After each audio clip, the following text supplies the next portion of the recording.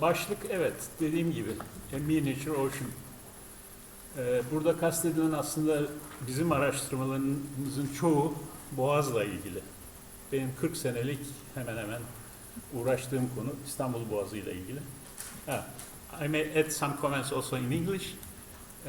This miniature ocean concept is a troublesome concept because everyone begins to ask why you think this is a miniature ocean, you know, although it's a small ocean, part of the ocean.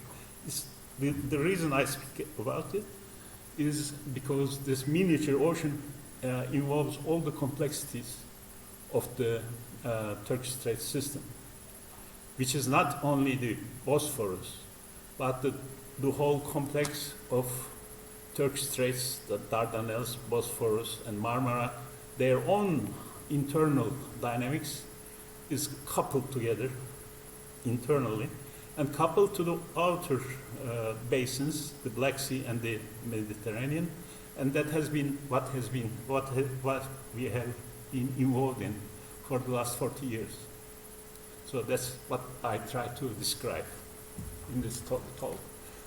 The first part I want to present, actually, I knew it would take more than 1 hour if I include all the research we have done in the past and 40 years of work in the Bosphorus. If I try to describe that, time would not be enough for this seminar. So I just take the liberty to go through. I have to just move, I guess, this. How do I move? With this? Or? Here. I can move it that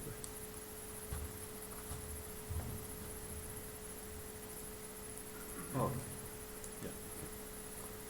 So, that miniature ocean is already there. This is actually shows the coupling between the basins.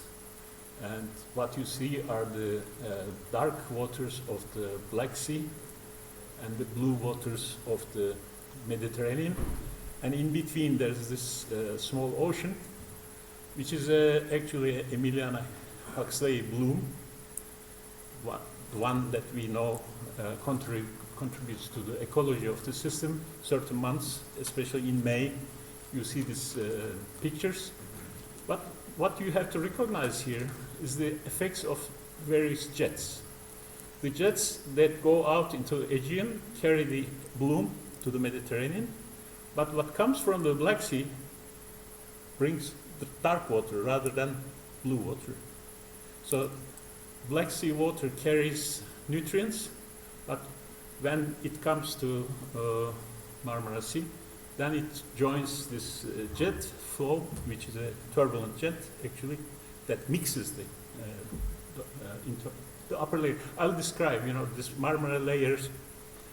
I have to, I don't have also some time for that, but Marmara is typically like a fjord system. So you can find various layers. Actually, it's a two-layer system. We declare always like a two-layer system, but actually it's more than that. There are various layers in temperature, salinity, and quite complicated. So it's very hard to describe this through this little picture here. So the miniature ocean concept is also, as you see in the title, what we will talk about is the coupled Black Sea and Turkish Straits system circulation, predicting and forecasting in a unique maximal exchange regime. You will see what I mean by maximal exchange regime in the subsequent slides. Effects on societies and regions since early Anthropocene. This is very important because this is exactly the title that I contribute to the Istanbul Biennial in the 15th or 14th Istanbul Biennial and 16th Biennial.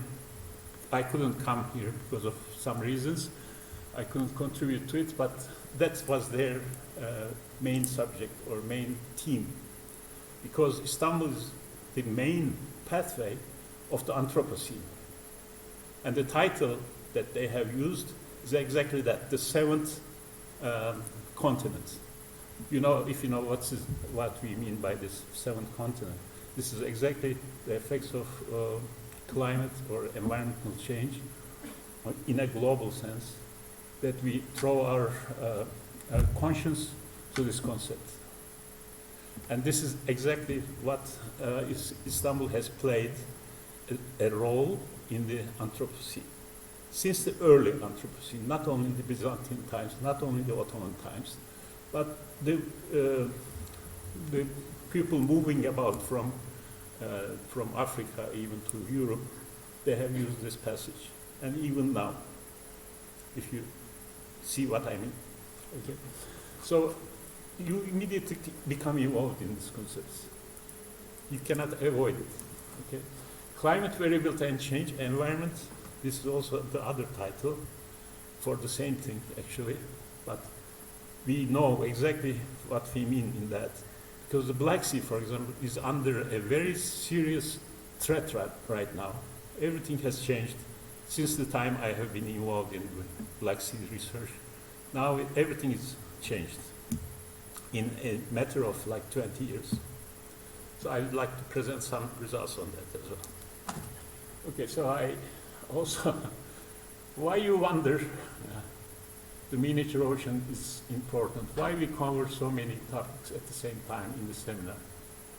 If you believe independent science as your only guarantee. You have to seek answers to current questions in defense of nature. And the reason is because you observe such nature phenomena, which is very lively in this miniature ocean, or used to be lively in the miniature ocean. But nowadays, we suffer the consequences. I will try to also sample that, but probably not enough. Okay. The role of Istanbul as a main venue of the Anthropocene, which I already covered. Okay. I already mentioned this. Therefore, the seminar will have to be in Turkish for the local audience. The first part will provide a summary of ocean and climate science. I have covered this, but I should not forget that we not only made research in the Bosphorus or the Turkish Straits system, but we have been involved in a lot of research in the Mediterranean, Caspian Sea, Aral Sea. I have been also involved in atmospheric modeling as well.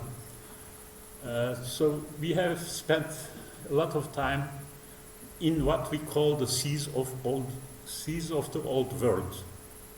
Okay, I sort of took over this concept as a defense mechanism or whatever you think. Okay, just to conserve valuable time. Okay, I just summarized what I already said. Alarming signs of environmental change already we observed. And I also refer to the recent Pinardi seminar, where we also claimed the same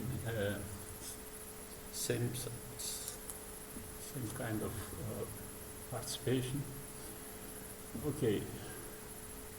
So we also should recognize that the role of Straits as part of peace as well as conflicts, which has been true in the past, but now, and especially now, we should take responsibility to conserve peace rather than conflicts.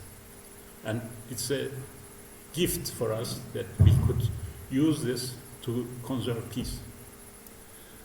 This is what a burden to us, but we should take advantage of that as an instrument of peace rather than. Okay, so what I start describing some of the earliest contributions to geography from Turkey or from old seas of the world, ocean, whatever. For example, we have been it's declared that the first map making started from Çatalhöyük. This is the first contribution to geography, as far as I'm concerned, from our land. And also geographies like this isolario, what we used to call island literature, is one of the first people worked as geographers. Sorry, my phone is being hectic. Sorry.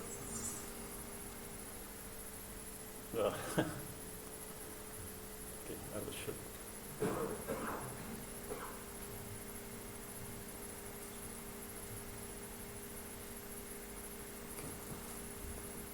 Okay, so this is one of the contributions of the main, earlier geographers like Dionysius of Byzantium has described, very emphatically described the Bosphorus geography, the beautifulness of Bosphorus, etc.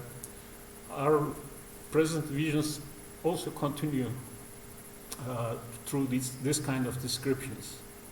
And they have been very valuable to conserve what we have owned since the beginning, what we owe them since the beginning. Okay, Piriris is the other one, and the most valuable, actually, geographer, but he's known as a captain or a map maker. I will also show that he was also not only a geographer, but a scientist of his time. And that coincides later with Marsili, which I will also describe, in the 17th century, who came up with the theory. We have a publication about that with Nadia Pinardi, that oceanography actually started in the Bosphorus. And we found this evidence, and that's the reason why I have been visiting the Marsili Museum to find out more about it. They have opened all archives to us, and I'm after to find what our local supporters or institutions can offer this museum to digitize their archives in benefit of science. So that's another, perhaps, the subject of another talk. But Piriris, as I told you, was a captain and a geographer. Of course, the captain also involves war, and he was sent to war in fighting against the Portuguese in the trade war between Portuguese and Venetian influences in the Indian Ocean, and in that direction he lost his head, as you know. Okay, but that doesn't deny. Also, Katip Çelebi is a later one. That doesn't deny the contribution he has made to both geography and his map-making efforts. And this is a Barbaros Hayrettin Pasha flag. And Piriris describes the periodicity of tides in the Gulf of Gabes, which is very noteworthy. Because at this time there was no concept of scientific methods, which was an invention or a declaration of Galileo Galilei. And he was, even before him, by 1 century, he observed the tides in the Gulf of Gabes. He had the chance, because he was parked his or anchored his ship in Gulf of Gabes, the only place where you can observe tides. And he made notes of that. And he explained the tides by the influence of moon. He was the first person to do that. And tidal effect was even not recognized at the time of Galileo, who is 1 century later.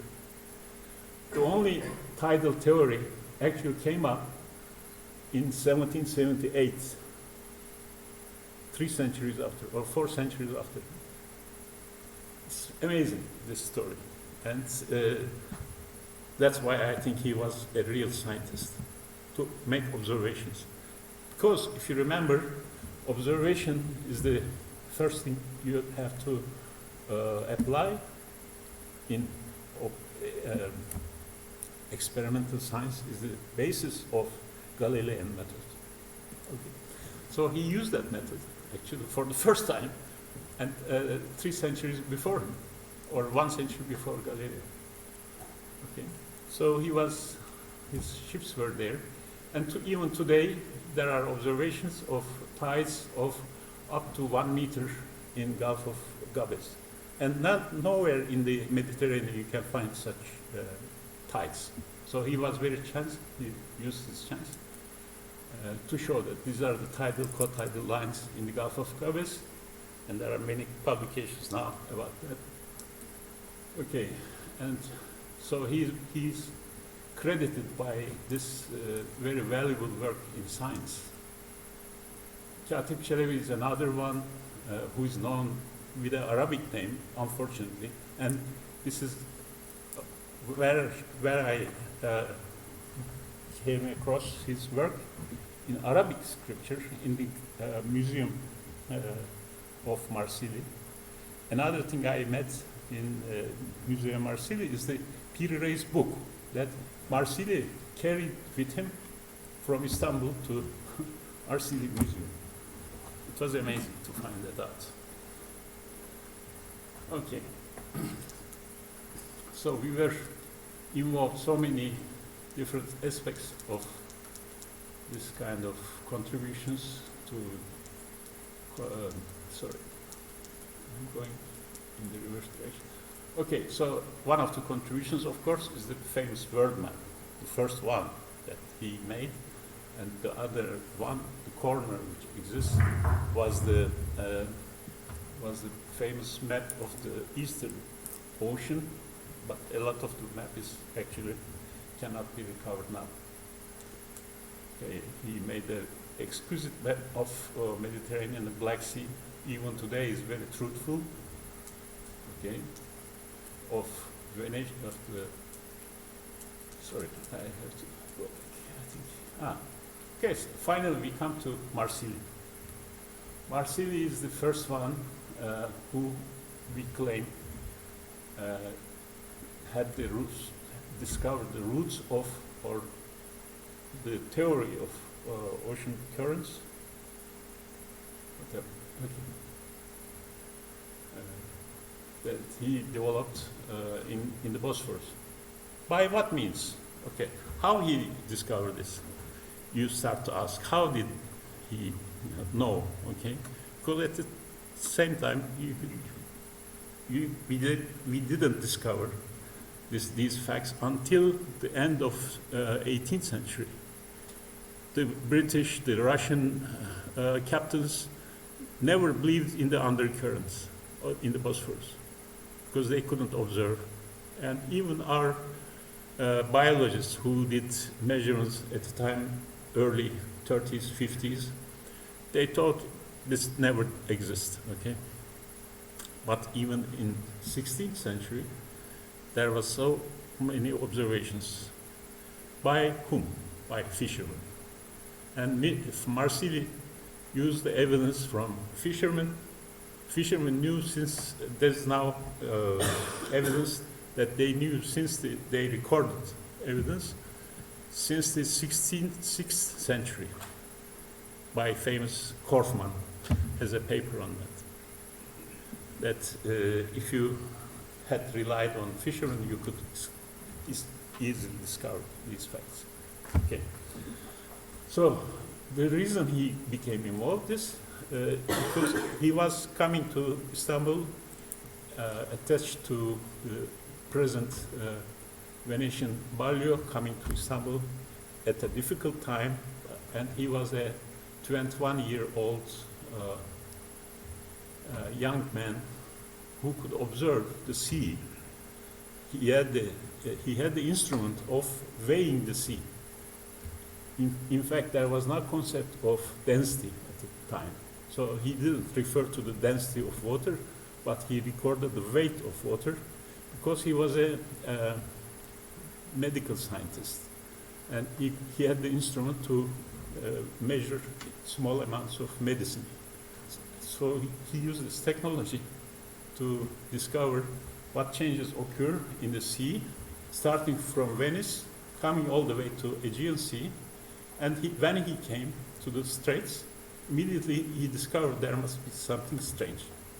There was so rapid changes in the density, and he recorded that. And based on that, he declared that there has to be some sort of reverse current, which I am not going into the details here. Okay. I just summarize here the Galileo Galileo. I took some slides from Nadia's presentation here. Okay. He became involved, even tried to become involved in the Royal Society of England and France at the same time. It was a big goal for him to do that. But he was trained by Malpighi and Montanari. Cassini, whom you know very well at the time, was the followers of Galileo as well. But he also had some opponents. Unfortunately, he was declared almost like a clumsy fellow or something like that by his other colleagues. Okay, finally he made a book about the observation internal Bosphorotracio, which is the Bosphorus actually, and he gave this book as a gift to the Queen of Sweden, who was at the time in Rome, and he was able to write this book, okay, which is this book, dated 1681. And this is the path he followed, coming through the Venetian galley, coming to Istanbul through his trip, and he measured the density or weight of water in his travel. Okay. And those are the ampoules he used to weigh the waters. Okay, the method depends on the small weights until the ampoules are in balance in water, and they can determine the weight of water in this display. But he made a very careful recording of the measurements. This is the main thing. And all those measurements now we can confirm, because observations are repeatable. Although the units didn't exist at the time, we recovered the basis of those units, and we recalculated everything, and we showed that the same measurements that he made in today's units are the same as measurements from his samples together with present observations that we make in Bosphorus. So his theory was confirmed by modern science. Okay. Finally, he went and back to Rome. He made measurements of. He made a laboratory experiment, which is demonstrated here. The laboratory experiment is a very simple one, but nobody would understand even now what he meant. Okay. The main thing here is that you divide a tank into what he called the heavy water and light water, or light density. So you divide this container. You put two holes, one in the top and one in the bottom. And he observes, if you put the first hole, there's nothing going to happen, because that only doesn't carry some signal that diffusion is responsible, or diffusive phenomena, then salt will come to one side to the other, etc. But if you put a small hole in the bottom, then that would also involve the pressure forces. And that's the force that is responsible for the lower layer current, which they didn't understand until the late 19th century, or even early 20th century. So he developed this very simple scheme, laboratory experiment, to show this effect. physical reasoning for that.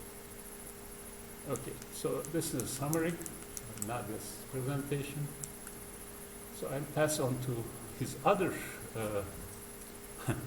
Marsili was an objective and young scientist at the time, but he was also a keen observer or spy of the Habsburg. Later on, he joined the Habsburg, and he actually was singularly responsible to record and write a book about military strength or military power of Ottoman. He has a book, special book on that, which he used against them. Okay, but that doesn't, of course, still doesn't affect this first effect he had on ocean science. He was involved, for example, in the Karlowitz Treaty. He was responsible for the border demarcation phenomena along the Danube. And those are described in his other books, Stato Militare dell'Imperio Ottomano. It's one of his great contributions to Habsburg. Okay. He was also a very keen observer of the local dynamics of fish or the local illustrious pictures of the fish at the time. We can still make use of this information because he recorded what existed at the time, and he was the first one who recognized that this natural system was going to disappear very soon, because right now it's totally the reverse of what he described. The fish came from Black Sea in sequences of peaks that Istavrit would come first or Palamut would come later. He described the whole phenomenon. Okay, and the types of fish that exist at his time sometimes disappeared. All these things he described, both in local Turkish language, Greek, Italian, all kinds of information here, which we can find now in the Marsili Museum. Okay. So, okay. Another thing that he contributed that we can also find in our own observations, he recorded the surface currents, if you see here what I mean. The surface currents obviously, of course, come from the Black Sea and reach the Marmara Sea, but he recognized there's some recirculation. Sorry. There's some recirculation here, that some currents go in this direction, and some currents, because they hit the Sarayburnu Peninsula, that there is a recirculation which enters the Haliç, Golden Horn. And that was the reason for the richness of Istanbul at this time. Because that was the power behind Byzantium, behind Ottoman Empire, as the main commodity to export not only grains coming from Egypt. They used this as an economic power, part of their economic power, because that was the main commodity they exported, the salted fish. Okay, and the richness of Istanbul solely depend on that. Okay. And the reason for this currents is because this recirculation enters. He describes himself that at this time it was declared that the fish coming from Black Sea would throw out from the sea and people would grab out of with their hands because of this recirculation. I don't know if this is true even at this time, but he declared this is the reason for the richness of the fishing economy, which was also described, by the way, by Petrigili and Dionysius Byzantius. Okay. Okay, and even in if you remember the 1950s, 1960s, the richness of the fishing in Istanbul, who was described by Aragüler, for example, in his famous pictures. You cannot even imagine what it used to be. But I remember, for example, as a child, and many of you perhaps remember these times. Okay, there were these kinds of Dalian fishery which exist through centuries of history, and now no longer in these pictures. Okay, so then I will just move into the description of some work that shows the importance of this miniature ocean through our various studies. This was first described as the main exchange, this two-layer exchange through the Turkish Straits. And these numbers are the fluxes in kilometer cube per year through this two-layer system. And the vertical arrows is what goes from the lower layer to the upper layer, or from the upper layer to the lower layer. So you can imagine there's so much variability even within the system, although you simplify it as a two-layer simplified theory. You can begin with a flux of 638 kilometer cube per year, but it goes out as twice the value from Dardanelles, for example. This is quite significant changes through the system. Okay, and we also described what is supporting the life in the Marmara Sea. The reason we found is the only supply of oxygen from Dardanelles, because this two-layer system is so restrictive that oxygen cannot reach to the lower waters of the Marmara Sea. The only mechanism that oxygen gets in, that we found out, is by the Dardanelles inflow. And this is now under threat. Now there's significant changes in the oxygen content of the Marmara Sea, and perhaps it becoming even anoxic. We find today, only in the last 10 years. Okay, so this is a very serious threat right now. Okay. And also we described this jet earlier. This is the jet I'm talking about. And this is the jet that, sorry. Okay. That jet that actually carries the sediment from the new Istanbul airports, that carries through the Bosphorus and affects the whole Sea of Marmara. And this is a picture, recent picture taken by a satellite astronaut. Okay. Sorry. What is described in the first slide I described, this interaction between the basins. These dark spots that you see in the similar pictures, you recognize or you think that they are part of the same influence, like this dark water coming from the Black Sea carrying nutrients, but it's actually not. It's a very different scenario. Because you see these dark spots, what you think they are, but they sort of involve other things, these yellow spots. And what do you think these yellow spots are? Immediately you become to wonder. And we find out those are phytoplankton blooms that also exist in the Adriatic Sea, the mushy stuff, that threatens Adriatic Sea, but the same thing happens here. If you go like a survey, fishing survey or ecological survey, the ocean research vessel, your nets are clogged immediately. You cannot even sample this. And those are the things that destroy the ecosystem, actually. And those kinds of things that have become even more threatening after 2013. Almost every year we have now this kind of effects, the harmful algal blooms. Okay, and those have been sampled enough, I think, by now.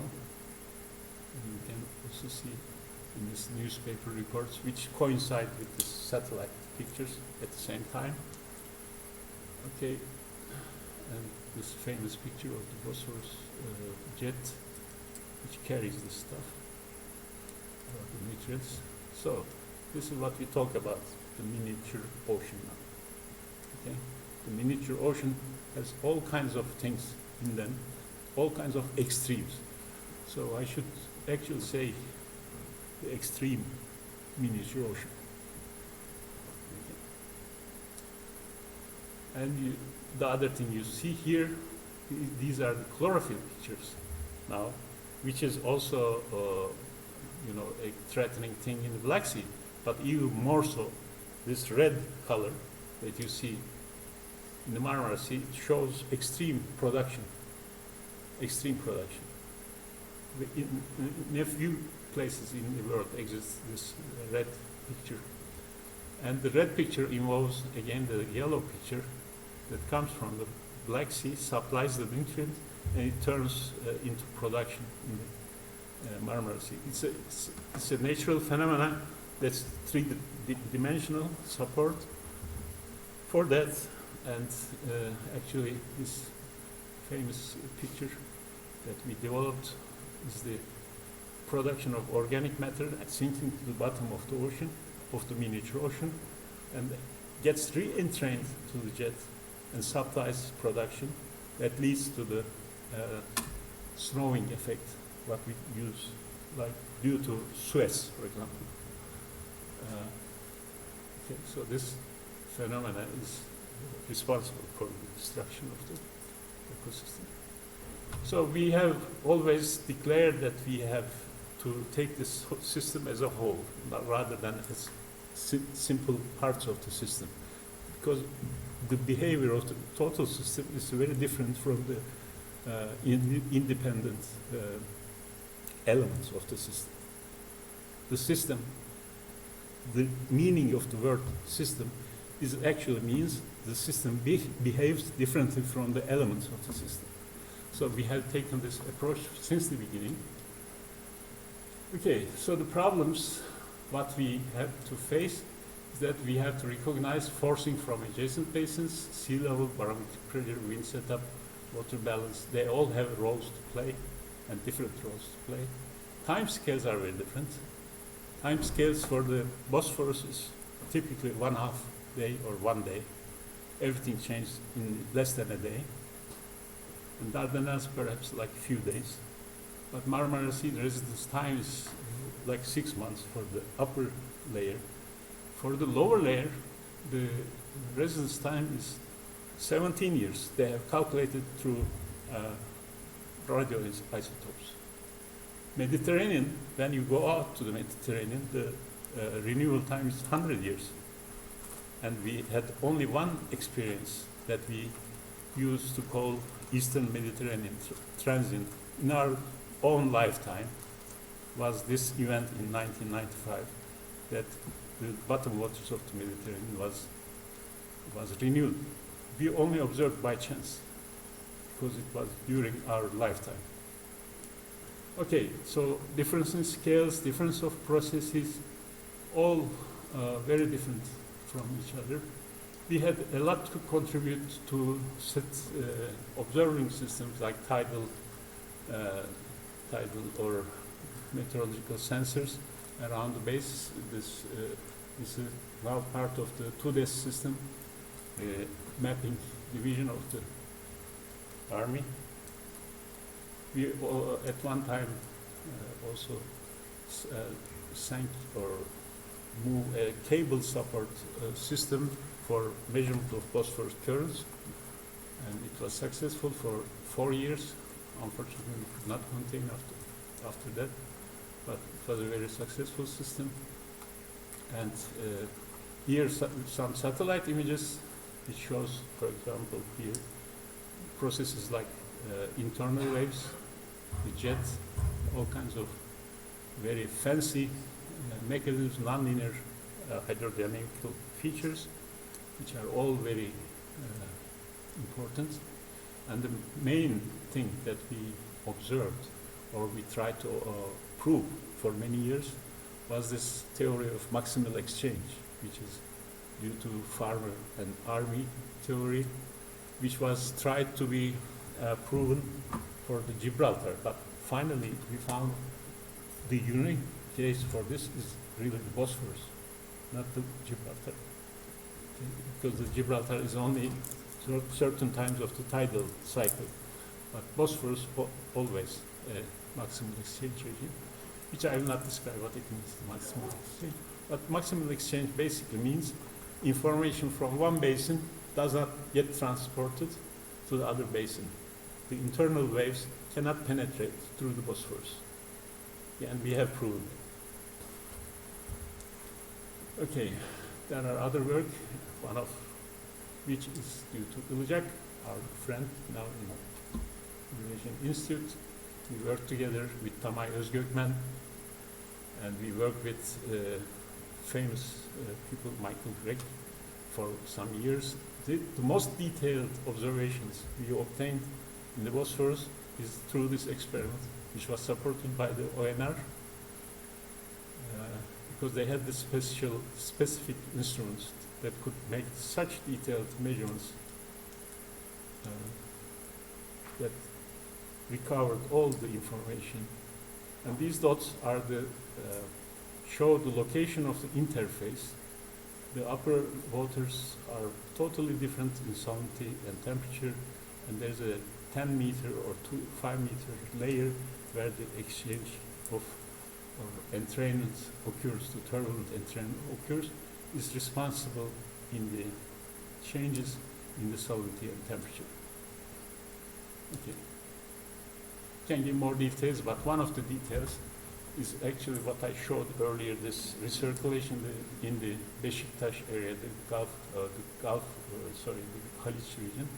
We also showed in these famous measurements that we made in the very detailed mapping of the currents, surface currents. And then we applied the most modern modeling technology to show, actually, not only that we could model the currents, but to show that we could obtain the same results of maximal exchange also through the modeling. Okay, I skipped some of these details, but the turbulence structure, the energy structure, totally renewed understanding of all these, and even made some simple models, simplified models to show how this occurs. I'm not going to further details here. Sorry. It's not moving. Okay. Yeah. The regime also continues changes in the flow. I will also skip some of this. This Froude number criteria, the energy structure, how the energy is distributed within the system. You can see the dissipation that occurs over the sill, and by this jet flow, the dissipation of energy you can obtain from this information. Of course, there has been many people that have declared that you can obtain energy from the Bosphorus currents, which I just smile at them, okay? Because I had the information. Okay. The other thing that we test is the Canal Stop. And we did not test this with a political move or a political agenda. We just tested as a case which would occur if a simple channel was cut, coupled with the original Bosphorus, to show what effects it would have on climate. And we showed, actually, this is in support of the government, let's say, that we showed that the influence was not so large. Not so large, but doesn't mean that it's not influential. In fact, we showed that there would be a change of like 4% change in the total flux between the two basins, and that 4% change actually amounts to 4 times the flux of the Sakarya River added to the system. And that means continuous deterioration in the environmental state of both seas. Okay, so this results are available and have been published also, but have not been recognized even today by the government or by the ministries, whatever. Okay, so these are the results. And I already mentioned the effect of the Marmara, etc. I just skipped them. Okay, and I have to finish here probably. What I mean by the coupled system actually is demonstrated here. You put the blue water there, and what happens in the mixing in the by these jets in the Marmara Sea, and how it exits to the Aegean Sea. Okay. But now this kind of model requires like 7 million grid points. It has to be performed in a supercomputer, and we have seen praise European projects to do this kind of computing in this first paper, and later we have shown that the whole regime changes by these fluxes. As the fluxes increase from a negative to very high values, the circulation, entirely different circulation develops in the Marmara Sea to the low fluxes. Okay, this is the case for the coupled system now, showing this maximal exchange, the full number criteria, etc., have been shown. And the behavior of the total system, which I talked about, the nonlinear behavior of the coupled system, is totally different from a single element of the system, which is like the if you just take the Bosphorus, you take a different response, which is in green, but the red one is the coupled system, which is totally different. Time scales are very different. As we showed in this coupled system, for example, the Bosphorus changes immediately or reaches this level. The Marmara Sea evolves over many time scales larger than that. We showed through this coupled modeling. Okay. And I mentioned also this various different layers that develop in the Marmara Sea. We have shown this in the coupled system. And the details of this, what we call the Mediterranean effluent, going through this very narrow channel, exits to the Black Sea, influences the Black Sea mixing. And this is very important, because if you don't resolve that, even in our modeling, then you don't get results supporting your observations. And the observation shows, now we are going through another stage of work with our collaborators in Russia, in Europe, that we want to show really what happened in the last 10 years in the Black Sea.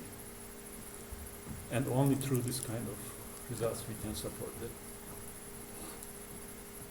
And like we did in this recent paper, we showed the exit that we always thought would stick to the continental slope of the southern Black Sea. We now show that the protrusions of this very intense inflow to the Black Sea, the intrusions that it shows, that disperse throughout the Black Sea now, in certain cases where we have very strong lower currents. Okay, and we went to finite element modeling also with like now how many nodes? Yes, like something like 110 vertical levels and 5 million nodes at finite elements, and that shows this kind of interbasin interactions that I have shown by experiments. Okay, these are some evaluations. We did the first kind of operational oceanography that Nadia was mentioning the other day, and we have been involved in two MyOcean, Copernicus, which are international projects. We have followed in E2 and ME2 at the time. Okay. So what are the important suggestions? We declared them. There are different Russian models, different our models. We have compared them. Okay, so I think I will just quit here. Okay. I want to talk more about the Black Sea, but I think I extended too much. But I just enjoy this view. By the way, that was done, this race against the currents from one side of the Bosphorus to the other, which I think is a very dangerous thing they are doing. They should not attempt this, and I think they should not allow this. Especially if you recognize those 3 young people who disappeared in Bosphorus, ended up in Erdek, dead, and finally following the Bosphorus current, Bosphorus jet. Okay, and this is a full picture of what I showed earlier. The one on the right-hand side was the temperature. Now you can see also the salinity and temperature together, and the controls that they play in role in that space. Okay, this description of the Black Sea currents, the intrusions. Probably I don't have the right information here to show you fully all the information. And I should only mention here, though, the changes that have occurred since the 2006. Here, oh, sorry.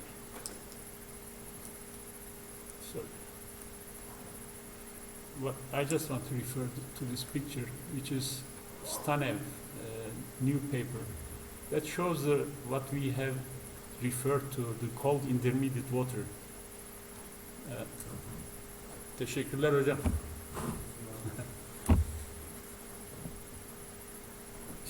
What we have been involved here, what has been shown by Stanev paper, is that the cold intermediate water that has come through, that used to exist in our earlier measurements, even extending to 1980s to 2000s. It was always present as a seasonal signal that repeated itself. But after 2008 until now, there's very few events of cold intermediate water production. It's no longer there. And we can show it through observations. And now we are doing work on the Black Sea modeling to show why it occurred. It's almost entirely related to the atmospheric changes, atmospheric forcing, but also correct inclusion of the processes, the nonlinear processes that can be responsible for that. So we are following that route now. And for that, I'm thankful to some of our geologist friends who supplied the information to us for the topography. And that's very important. As I showed you, this narrow channel, etc. It's very important. We have been asking for this information for ages, but finally we got it. Okay, and this is our first attempt to represent Marmara Sea as a component of the Black Sea. And now we are ready to produce even better results. And that has kind of initialization that's needed by data. We use the Argo floats that's available to us to show that the data agrees now much better with what we observe in the models. Okay. Okay. And these show the agreement between the models. I will not go into the details anymore. Okay. But we have enough observations. We have enough capability of models that we can actually produce some of the things, but still have to answer a lot of things that still disappear from our vision. Okay, thank you very much.